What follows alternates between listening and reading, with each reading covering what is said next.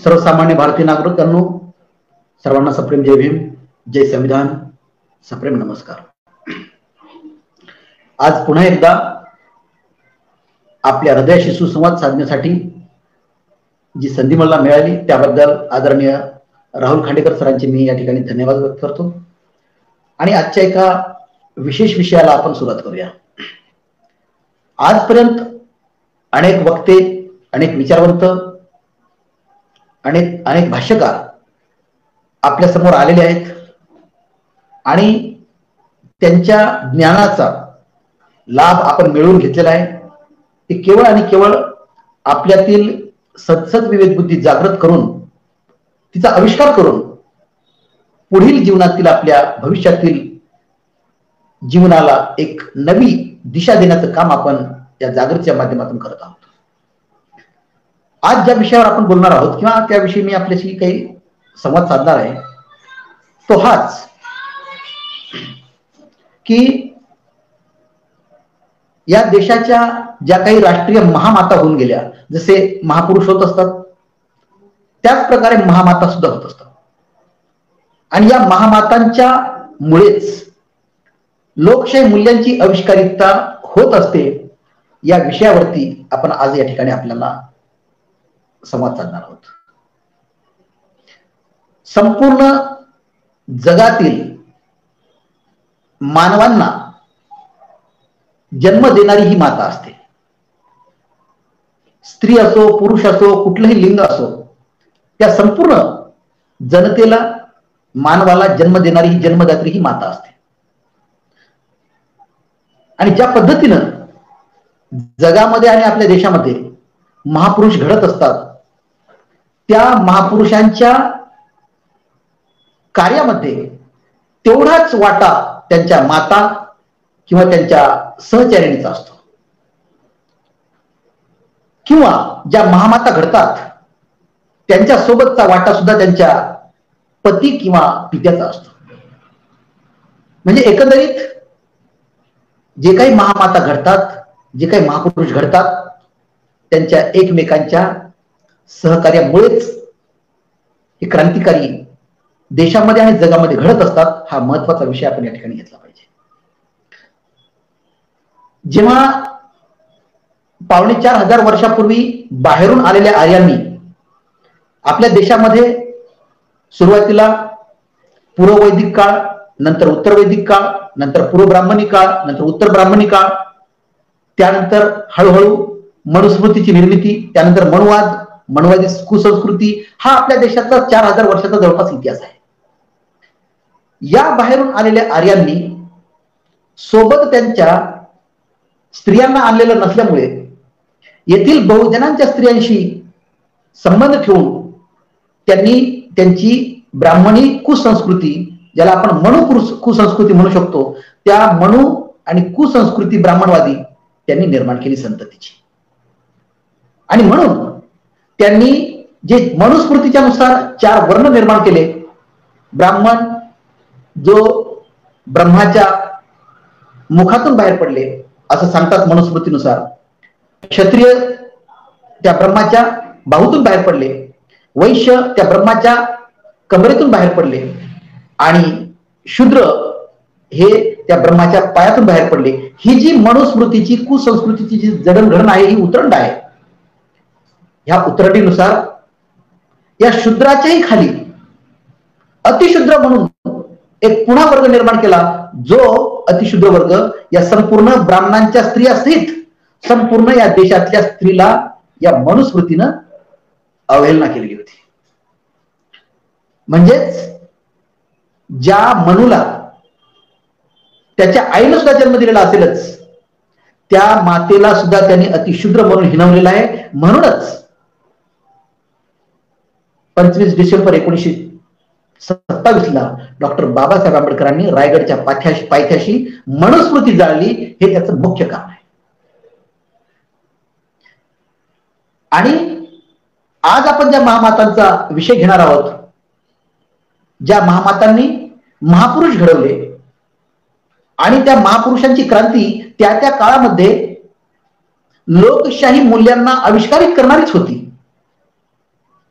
ज्यामध्ये स्वातंत्र्य म्हणजे कुठल्याही देशाची, परकीयांची किंवा कुठल्याही बाहेरच्या आक्रमणकर्त्यांची गुलामी आमच्यावर नको, अशा पद्धतीचं स्वातंत्र्य, ज्याला सार्वभौमत्व सुद्धा आपण म्हणू, तर ते सार्वभौमत्व आणि स्वातंत्र्य ही लोकशाही मूल्य जपण्यासाठी, टिकवण्यासाठी, जतन करण्यासाठी या क्रांतिकारकांनी जी काही क्रांत्या केल्या, त्या क्रांत्यांचा आधार म्हणजे या आज ज्या आपण महामाता म्हणू, त्या महामातांचा तो इतिहास आहे. यामध्ये आपण पाहूया, काल परवाच 3 जानेवारी रोजी महामाता सावित्रीबाई फुले यांचा जन्मदिन किंवा जयंती आपण सर्व देशभर साजरी केली.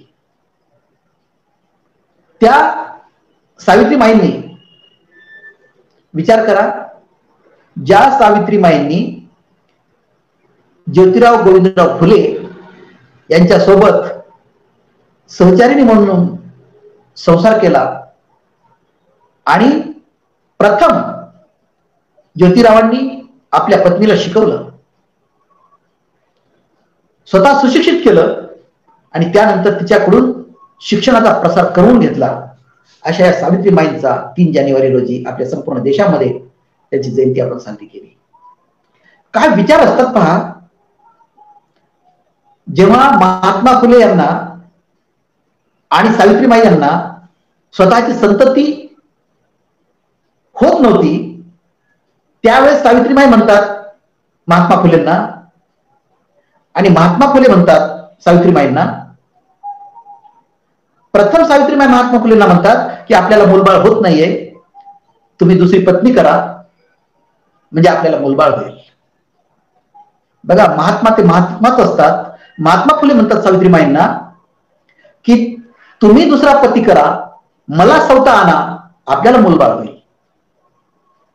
काय विचार आहेत हे कुठल्या तत्वामध्ये, कुठल्या फिलॉसॉफीमध्ये बसवतात, हे आपण आजच्या या 2025च्या काळातल्या माणसांनी याचा विचार केला पाहिजे. म्हणजे तत्ववेत्ते आणि महापुरुष आणि सामान्य माणसं यामधला जमीन आसमानाचा फरक या ठिकाणी आपण ओळखून घेतला पाहिजे. अशा त्या माता सावित्रीबाईंचा जन्मदिवस आपण 3 जानेवारीला साजरा केला. त्या काळामध्ये प्लेगच्या साथीमध्ये संपूर्ण महाराष्ट्र आणि स्पर्श केल्याबरोबर जीव जाणारी ती जीवघेणी प्लेगची साथ, अशा साथीमध्ये सावित्रीबाईंनी अनाथांना, अनाथ लेकरांना शेवटच्या काळामध्ये त्या अनाथांना जवळ केलं. ज्यांना प्लेग झालेल्या अशा साथीच्या रोग्यांना सुद्धा त्यांनी जवळ केलं. त्यामध्ये त्यांचा स्वतःचा बळी गेला, परंतु त्या रोग्यांना त्यांनी दूर केलेलं नव्हतं. काशीबाई नावाच्या एका ब्राह्मण विधवा स्त्रीच्या पोटी अतिप्रसंग झाल्यामुळे जे बाळ ती टाकून देणार होती, ते बाळ सावित्रीबाईंनी आणि महात्मा फुले यांनी दत्तक घेतलं. त्याचं नाव यशवंत ठेवलं आणि त्या बाळाचा सांभाळ करून शेवटी त्याला डॉक्टर बनवलं आणि प्लेगच्या साथीमध्ये त्याची डॉक्टर पदवी त्यांची ती कामाला आली आणि जनतेचा आणि संपूर्ण प्लेगच्या पेशंटचा त्या ठिकाणी त्याचा उपचार सुरू झाला त्या माध्यमातून. ही अशी मंडळी जी थॉमस पेन हे महात्मा फुलेंचे एक प्रकारचे गुरु होते.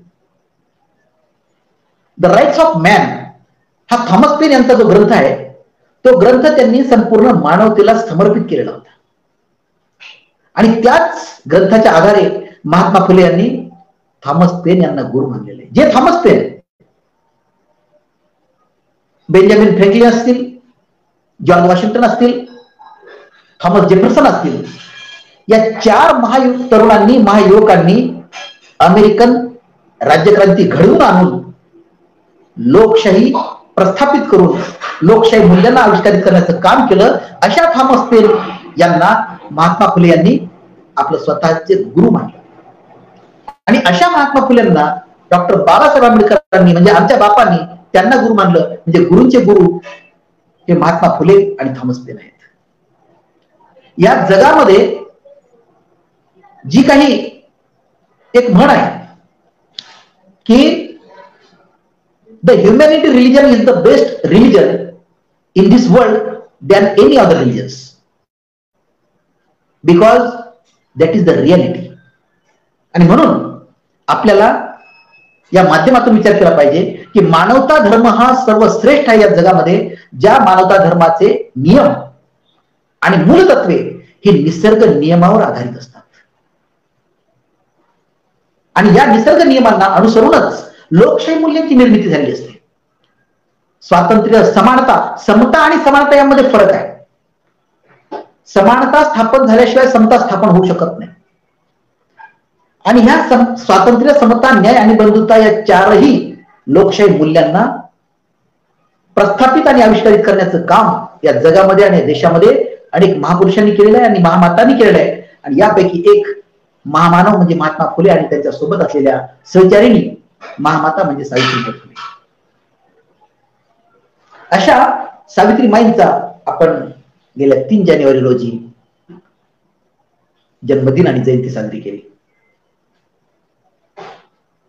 प्रत्यक्ष अप्रत्यक्षरित्या ज्या पद्धतीनं थॉमस अल्वा एडिसन यांनी सांगितलेलं होतं की त्यांचं एक तत्वज्ञान आहे थॉमस अल्वा एडिसनचं, की त्यांनी सांगितलेलं आहे की एखादा व्यक्ती जगाच्या कल्याणासाठी त्याच्या डोक्यात काही विचार असतील, जगाच्या समस्यांचं निराकरण करण्यासाठी त्यांच्याकडे काही मूलमंत्र असेल, काही उपाय असतील, तर ते उपाय बाहेर काढत असताना त्या व्यक्तीचा जर निधन झालं तर त्याचे विचार कुठे ना कुठेतरी एखाद्या व्यक्तीच्या मनामध्ये येतात आणि त्याचा पुढील आविष्कार तयार होतो. हा थॉमस अल्वा एडिसनचा जो तत्वज्ञान आहे त्याचं उत्तम उदाहरण आणि प्रायोगिक तत्वावर उदाहरण जर म्हटलं तर महात्मा फुलेंचा 1890चा झालेलं निधन, निर्वाण दिन आणि त्यानंतर लगेच 1891ला डॉक्टर बाबासाहेब आंबेडकरांचा जन्म, म्हणजेच थॉमस अल्वा एडिसननी सांगितलेल्या तत्वज्ञानाचाही प्रायोगिक तत्वज्ञान या ठिकाणी प्रयोगातील सिद्ध झालेलं आहे. आणि म्हणून सावित्रीबाई फुले आणि महात्मा फुले यांच्या क्रांतिकारी दाम्पत्याचा संपूर्ण जग आज त्या ठिकाणी आदर्श घेत आहे. 95व्या वर्षी डॉक्टर बाबा आढाव जे महात्मा फुले यांच्या विचाराचे खंदे समर्थक आणि आचरणातून सिद्ध होणारे त्या बाबा आढाव यांनी येथील महाराष्ट्रातील राजकारण ज्या पद्धतीनं रसातळाला आणि गचाळ अवस्थेत गेलं आहे त्या व्यवस्थेला जागृत करण्यासाठी, त्या व्यवस्थेला विरोध करण्यासाठी डॉक्टर बाबा आढाव यांनी 3 दिवसाचं 26 नोव्हेंबर रोजी आमरण 3 दिवस उपोषण केलं होतं. म्हणजे महात्मा फुलेचा आणि सावित्रीबाई फुलेंचा जो काही वैचारिक आणि क्रांतिकारी जो आदर्श आहे तो आदर्श अशा प्रकारे प्रस्थापित झालेला आहे. म्हणजेच लोकशाही मूल्यांना आविष्कारित करण्यासाठी महात्मा फुले आणि सावित्रीबाई फुले यांचा प्रथम क्रमांक 1चा वाटा या ठिकाणी महाराष्ट्रामध्ये आणि देशामध्ये. त्याचप्रमाणे 5 जानेवारी रोजी मुक्ता साळवे यांचा जन्मदिन होता. ज्या महात्मा फुलेंच्या पहिल्या 1948च्या पुणे येथील पहिल्या शाळेमध्ये ज्या मुक्ता साळवे शिकल्या की एकमेव त्या मातंग अस्पृश्य समाजाच्या होत्या. पहिली दलित लेखिका ज्या निबंधकार म्हणून होत्या त्या मुक्ता साळवेंचा सुद्धा जन्मदिन या 5 जानेवारी रोजी होता. बघा, देशामधला ज्या देशामध्ये 4000 वर्षापासून येथील स्त्री आणि अस्पृश्यांना शिक्षणाची दारे उघडी नव्हती, शिक्षणाचं वारं माहिती नव्हतं, माणुसकी तर जगाच्या विषयावर टांगली गेली होती, अशा अवस्थेमध्ये अस्पृश्य स्त्रीला, त्यातल्या त्यात मातंग समाजाच्या स्त्रीला महात्मा फुले आणि सावित्रीबाई फुलेंनी त्या ठिकाणी शिक्षण दिलं आणि देशातील पहिली दलित लेखिका आणि पहिली निबंधका म्हणून आज त्या मुक्ता साळवे यांनी इतिहास रचलेला आहे. त्यानंतर अनेक आमच्या माता भगिनी होऊन गेलेल्या आहेत, परंतु सुरुवात महात्मा फुले आणि सावित्रीबाई फुले यांनी त्या ठिकाणी मुक्ता साळवेंची निर्मिती केलेली आहे. शिक्षणाशिवाय तरणोपाय नाही. डॉक्टर बाबासाहेब आंबेडकर म्हणतात, शिका, संघटित व्हा आणि संघर्ष करा. परंतु त्याबरोबर त्यांनी काही कंडिशन टाकलेल्या आहेत. शिका पण शिला विना विद्या फुकाची. म्हणजे शिलाशिवाय शिक्षण कुचकामी आहे, कुठल्याही प्रकारचे ते शिक्षण कामाचं होणार नाही. कारण ज्या शिक्षणामधून शिलवान घडत नसेल, माणूस घडत नसेल, तर ते शिक्षण कुठल्याही कामाचं असू शकत नाही. हा बाबासाहेबांचा त्या मागचा सांगण्याचा उद्देश. आणि म्हणून या मुक्ता साळवे यांनी ज्या लहुजी साळवे यांच्या पुतणी होती, लहुजी साळवे यांच्या भावाची मुलगी होती, आणि त्यांनी पहिली मातंग समाजाची, अस्पृश्य समाजाची असलेल्या मुक्ता साळवे यांनी पहिली दलित लेखिका आणि पहिल्या दलित निबंधकार म्हणून या देशाचा इतिहास त्यांनी रचलेला आहे. त्यांचाही वाढदिवस किंवा जयंती आपण या ठिकाणी 5 जानेवारी रोजी संपूर्ण देशभर साजरी केली. त्याचप्रमाणे उद्याच्या येणाऱ्या 12 जानेवारीला मा जिजाऊ यांचाही जन्मदिवस आहे, जयंती आहे.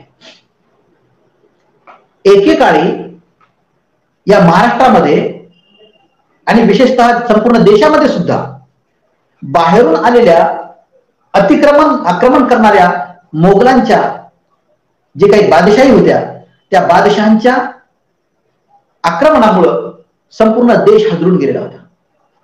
एकीकडे आदिलशाही, दुसरीकडे निजामशाही, दिल्लीकडे कुतुबशाही, अशा सगळ्या मुस्लिमांच्या शाह्या असलेल्या संपूर्ण विळखा पडलेल्या या देशाला अशा अवस्थेमध्ये छत्रपती शिवाजी महाराजांचे वडील शहाजीराजे भोसले, जे आदिलशाहीकडे कधी निजामशाहीकडे यांच्याकडे जहागिरी करून आपला या स्वराज्य संस्थापक छत्रपती शिवाजी महाराजांच्या पूर्व तयारीच्या माध्यमातून त्यांनी संपूर्ण जीवन समर्पित केलेलं आहे. अशा अवस्थेमध्ये कधी आदिलशाहकडे कधी निजामशाहकडे जहांगीरीची नोकरी करत असताना आपलं कुटुंब त्या एके ठिकाणी राहू ठेवू शकत नव्हते.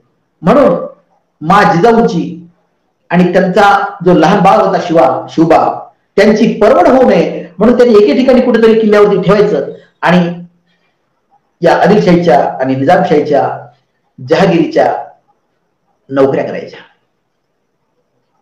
अशा संभ्रम गोंधळात असलेल्या वातावरणामध्ये, परिस्थितीमध्ये मा जिजाऊंनी शिवबावरती जे सुसंस्कार केले, बघा, नैसर्गिक नियमानुसार, सायकोलॉजिकली, सायंटिफिकली, म्हणजे वैज्ञानिक दृष्ट्या आणि मानसशास्त्रीय दृष्ट्या आणि विशेष म्हणजे मानव वंशशास्त्रीय दृष्ट्या निसर्गाने जे काही मातेच्या उदरातून जे बाळ बाहेर येतं, त्या बाळाला जे काही जन्मतःच निसर्ग जे काही वातावरणातील दूषित व्हायरसला प्रतिकारशक्ती निर्माण करण्याची नैसर्गिक शक्ती प्रदान करतो निसर्ग, त्या निरागसत्वाला या जगामध्ये कुठेच तोड नसते.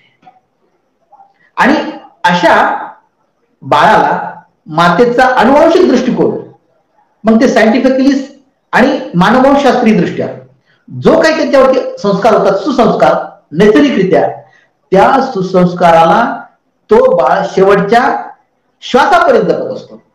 मग ते 20% असेल, 20%च्या कमी नाही, कमीत कमी 20%. म्हणजे याचा अर्थ असा आहे स्पष्ट की अनुवांशिकरित्या बाळ ज्या पद्धतीचं असेल त्याचे आई वडील, त्या पद्धतीने ते बाळ त्या ठिकाणी सुसंस्कारित होत असतं. अशा अवस्थेमध्ये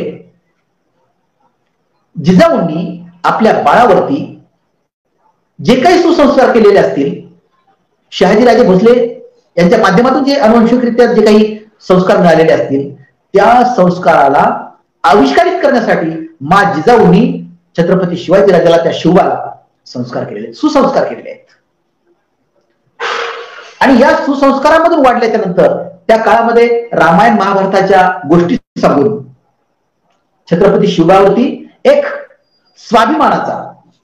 स्वाभिमान जपण्यासाठी आक्रमकतेचा बाणा त्या ठिकाणी बाळ शिवबावरती सुसंस्कार कोरले गेले. ज्या पद्धतीनं डॉक्टर बाबासाहेब आंबेडकरांनी संविधानामधून वयाच्या 6 ते 14 वर्ष बालगटाच्या, म्हणजे कुठलाही बालक वयाच्या 6 वर्षापासून ते 14 वर्ष वयापर्यंत बालक बालिकेला मोफत आणि सक्तीचं म्हणजे फुकट आणि जबरदस्तीचं जे शिक्षण देण्याची संविधानातून बाबासाहेबांनी व्यवस्था केली ती यासाठीच की या 6 ते 14 वर्ष वयोगटाच्या काळामध्ये जो आईला सोडून शाळेमध्ये जातो त्या ठिकाणी जे सुसंस्कार शिक्षकाकडून पेरले जातात ते संस्कार कोऱ्या मेंदूमध्ये भरलेले असतात.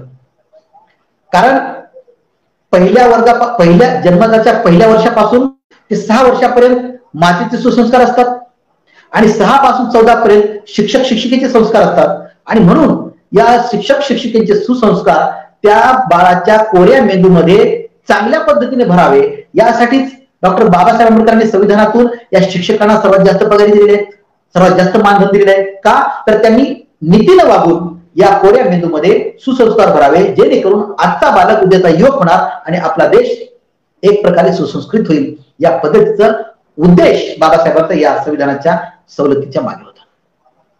म्हणजेच या ठिकाणी जिजाऊंनी शिवगावर जे सुसंस्कार केले त्या सुसंस्कारामधून रामायण महाभारतातील जरी त्या काल्पनिक गोष्टी असल्या तरी रामायण महाभारतातील आक्रमक बाणा जो आहे तो शिवबाचा तयार झाला. त्यासाठी त्या ठिकाणी त्यांना वेगवेगळ्या प्रकारचं युद्धाचं शिक्षण मिळालं, शस्त्र चालवण्याचं शिक्षण मिळालं. अशा प्रकारे ह्या शिक्षणामधून त्यांचा लढवपणा निर्माण झाला आणि तोच वयाच्या 6 ते 14 वर्ष वयोगटाच्या बालगटामध्ये सुसंस्कार जिजाऊंनी केले. म्हणून छत्रपती शिवाजी महाराज 14च्या नंतर जे त्यांनी त्या पद्धतीने सुसंस्काराच्या माध्यमातून आचरण केलं त्या आचरणातून पुढील भविष्यातील हिंदवी स्वराज्याची स्थापना त्यांनी स्वतःच्या पायावर तयार केली. सोबत मावळ्यांना घेऊन जे मावळे त्यांच्यासाठी जीवाला जीव देणारे होते. ज्या बाहेरून आलेल्या मुस्लिम आक्रमणकर्त्यांना बाहेर हाकलून देण्यासाठी दिल्लीपर्यंत मजल गाठली छत्रपती शिवाजी महाराजांनी, औरंगजेबांना सळो की पळो करून सोडण्याचं काम केलं. जिथं आवश्यक असेल तिथं गनिमी कावा वापरला. ज्या पद्धतीने त्यांनी सर्व प्रकारे सुसंस्काराच्या माध्यमातून ती नीती वापरून जी लोकशाहीची मूल्य रुजविण्याचा प्रयत्न केला त्या काळामध्ये ब्राह्मण हे वृत्ती होती, जात नव्हती. आताही नाही जात, आताही प्रवृत्ती आहे. ह्या ब्राह्मण जो महात्मा ज्योतिबा फुले म्हणतात बामणी कावा आहे अकलेचा खबरदार हे विसरून तुम्हा नाही चालणार. अशा पद्धतीचा छत्रपती शिवाजी महाराजांनी सुद्धा ब्राह्मण ही जात नव्हे तर ब्राह्मणी वृत्ती आहे त्या वृत्तीची नांगी ठेचण्याचं काम त्यांनी केलेलं आहे. याचाच अर्थ स्पष्ट आहे की तेव्हाची ब्राह्मणी वृत्ती जिची नांगी ठेचण्याचं काम छत्रपती शिवाजीराजांनी केलं ती वृत्ती म्हणजेच आजची संविधान विरोधी शक्ती आहे. महात्मा फुलेंनी ज्या वृत्तीच्या विरोधामध्ये संपूर्ण सत्यशोधक समाजाची निर्मिती केली ती वृत्ती म्हणजे संविधान विरोधी शक्ती आहे. अशा संविधान विरोधी शक्तीला या महापुरुषांनी जगाच्या वेशीवर टाकण्याचं काम केलं. म्हणून आज हे महापुरुष आणि महामाता निर्माण झाले. अशा छत्रपती शिवाजी महाराजांना जन्म देणाऱ्या आणि त्यांच्यावर सुसंस्कार करणाऱ्या महामाता म्हणजेच जिजाऊ मासाहेब अशाही या मासाहेबांचा येणाऱ्या 12 जानेवारी रोजी जन्मदिन आहे, जयंती आहे. त्याही निमित्त त्यांना आपण अभिवादन करूया. त्याचप्रमाणे येत्या 14 फेब्रुवारीला डॉक्टर बाबासाहेब आंबेडकरांच्या माता भीमाबाई यांचाही जन्मदिन आहे. बघा आजपर्यंत जगाचा इतिहास आहे. जेवढे काही तत्ववेत्ते आणि महापुरुष या जगामध्ये होऊन गेलेत तथागत भगवान बुद्ध असतील, डॉक्टर बाबासाहेब आंबेडकर असतील, अब्राहम लिंकन असतील, जॉन एफ केनेडी असतील, त्यानंतर वेगवेगळ्या प्रकारचे अरिस्टॉटल असतील, प्लेटो असतील, सॉक्रेटिस असतील, जेवढे काही होऊन गेले त्यांचा एक इतिहास असा वेगळा आहे की त्यांच्या माता किंवा वडील लहानपणीच त्यांचं निधन झालेलं आहे. म्हणजे विचार करा ज्यांच्या माता किंवा वडील किंवा माता पिता दोघेही लहानपणीच ते जेव्हा त्यांच्या प्रेमाला पोरक होतात तीच पोरक बालक या जगाचा अभ्यास करून जगाच्या अभ्यासाला निसर्गाच्या नियमानुसार समजून घेऊन त्या ठिकाणी अभिव्यक्त होण्याचं काम करतात. तेच महापुरुष घडत असतात. आणि असेच डॉक्टर बाबासाहेब आंबेडकर ज्यांची माता भीमाई वयाच्या 7व्या वर्षी त्यांचं निधन झालं. केवळ 42 वर्ष आयुष्य लाभलेल्या भीमाई आपल्या बाळाला सोडून जातात 7व्या वर्षी. काय अवस्था असेल हो. आज आमच्या वृद्धाश्रमामध्ये माता असतात ज्यांना सर्व काही असून सुद्धा आम्ही वृद्धाश्रमामध्ये किंवा अनाथाश्रमामध्ये सोडतो. आज आमच्याकडे संपूर्ण भौतिक सुख असताना सुद्धा आम्ही तिथं त्यांची रांग लावतो. का तर आमच्या घरामध्ये पटत नाही म्हणून. कशासाठी? केवळ आणि केवळ कोरड्या अहंकारातून आणि भौतिक आर्थिक सुखाच्या माध्यमातून निर्माण झालेलं हे जे काही उष्ण प्रेम आहे. पैसे संपले माणूस संपतो, अशा प्रकारचं हे जे उष्ण प्रेम आहे, या उष्ण्या प्रेमापोटी आज संपूर्ण जग रसातळाला, हा संपूर्ण समाज, हा संपूर्ण देश रसातळाला जातो आहे. अशा काळामध्ये या महामातांचा जो काही क्रांतिकारी इतिहास आहे त्याला समजून कसं आम्ही घेणार आहोत. जर घेणार नसाल, त्याला स्वातंत्र्य आहे घेणं न घेणं, परंतु घेणार नसाल तर तुमचं दुःख तुमच्या पायाशी येऊन ठेपलेलं आहे. तुमच्या डोळ्याने तुम्हाला स्वतःचं मरण पाहावं लागणार आहे. ही वेळ तुमच्यावर आल्याशिवाय राहत नाही. कारण महामातांचा त्याग आणि क्रांती हे आमचा आदर्श आहे. हे शरीर नश्वर आहे, कधीही संपू शकते, एका क्षणात संपू शकते. काय राहणार आहे? शरीरातून जीव गेल्याबरोबर एक दिवस सुद्धा तुम्हाला ठेवू शकत नाहीत. घाई करून त्या बाबूच्या चितेवर नेऊन बसवायला मोकळे असतात. हे जर सर्व सत्य आपण स्वीकारत असू तर आज आमच्या क्रांतिकारी महामातांचा, महापुरुषांचा इतिहास आम्ही कसं समजून घेणार? अशा या अमेरिकेने ज्या महासूर्याला म्हटलेलं आहे की the symbol of knowledge of world म्हणून, त्या जगाच्या ज्ञानाचं, विद्वत्तेचं प्रतीक असलेल्या डॉक्टर बाबासाहेब आंबेडकरांच्या माता म्हणजे भीमाबाई, त्यांचा येत्या 14 फेब्रुवारी रोजी त्या ठिकाणी जयंती आहे.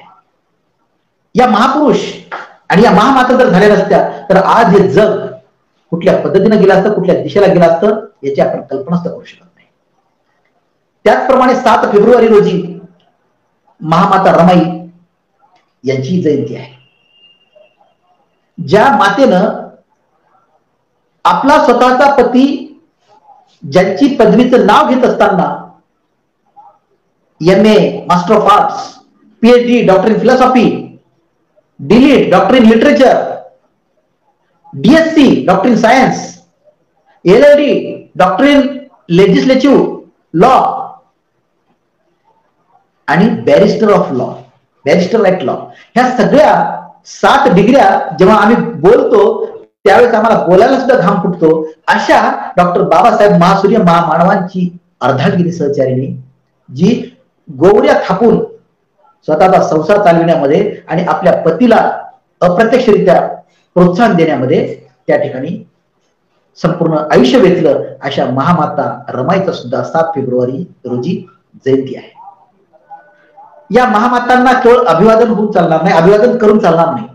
त्यांच्या त्यागाचा, क्रांतीचा, संघर्षाचा आदर्श आमच्या आचरणातून ओतप्रोत बाहेर पडला तरच आमची खरं अभिवादन त्या ठिकाणी त्यांच्या प्रती होईल. अन्यथा हेच होईल की आम्ही केवळ आणि केवळ महापुरुषांच्या, महामातांच्या जयंत्या येतील, स्मृतिदिन येतील, जातील, आम्ही मात्र आमच्या स्वार्थाच्या एका वर्तुळामध्ये जीवन जगू आणि एक दिवस संपून जाऊ. याशिवाय जर आमचं जीवन नसेल तर आमच्या जीवनातल्या काडीची किंमत राहणार नाही, कवडीची किंमत राहणार नाही. आला गेला संपला, याशिवाय आमची व्याख्या राहणार नाही. आणि यापुढं जर समजा आपल्या जीवनामध्ये आपल्या नातवांचं, आपल्या लेकरांचं जर भविष्य उज्ज्वल पाहायचं असेल तर आपल्याला या संपूर्ण महामातांचा, या महापुरुषांचा, ज्यांनी लोकशाहीची मूल्य या जगामध्ये अनेक सत्ता प्रकार होऊन गेले. सरंजामशाही झाली, धर्मावर आधारित असलेली पुरोहितशाही झाली, समाजवादीशाही झाली, साम्यवादीशाही झाली, राजेशाही झाली, हुकुमशाही झाली. म्हणजे समाजावर, देशावरती राज्य करण्यासाठी जेवढे प्रकार असतात, सत्ता प्रकार, ते सगळ्या सत्ता प्रकाराचे प्रयोग या जगामध्ये होऊन गेले. परंतु कोणत्याही सत्ता प्रकाराने पहिल्या महायुद्धातील रक्तरंजित क्रांती कधीही रोखू शकली नाही, थांबवू शकली नाही. दुसऱ्या महायुद्धामधलं अणुयुद्ध सुद्धा त्या ठिकाणी थांबवू शकल्या नाही. शेवटी जगाला, संपूर्ण विश्वाला लोकशाहीच्या पायावरच लोळण घ्यावी लागली. हे सत्य आपल्याला नाकारता येत नाही. आणि जी लोकशाही संपूर्ण निसर्ग नियमावर आधारित आहे, स्वातंत्र्य, समानता, न्याय आणि बंधुता या लोकशाही मूल्यांची आविष्कारित करण्याच्या प्रमाणावर अवलंबून आहे. आणि यासाठी याच महामातांनी, म्हणजेच सावित्रीबाई फुले असतील, मा जिजाऊ असतील, मा मुक्ता साळवे असतील, माता भीमाई असतील, या सगळ्याच महामातांनी त्यांच्या महापुरुषांना सहकार्य केलं, त्यांच्या महापुरुषांनी त्यांच्या महामातांना आमचं सहकार्य केलं. म्हणूनच ही क्रांती अजरामर ठरली आणि ही अजरामर क्रांती ठरलेली आज आमचा आदर्श आहे, आमचं जीवन आहे. हे जर महामाता आणि महापुरुष नसते तर आमचं जीवन जगता जगता मरणाऱ्या आणि मरता मरता जगणाऱ्या नालीच्या किड्याप्रमाणे राहिलं असतं. ही जाणीव आम्ही कधी ठेवणार आणि हीच जाणीव ठेवण्यासाठी आमच्यामधील उणिवा बाहेर काढण्यासाठी जी काही ऊर्जा मिळेल ती ऊर्जा याच महामातांच्या क्रांतीमध्ये आहे, त्यागामध्ये आहे आणि संपूर्ण त्यांच्या श्रमामध्ये आहे.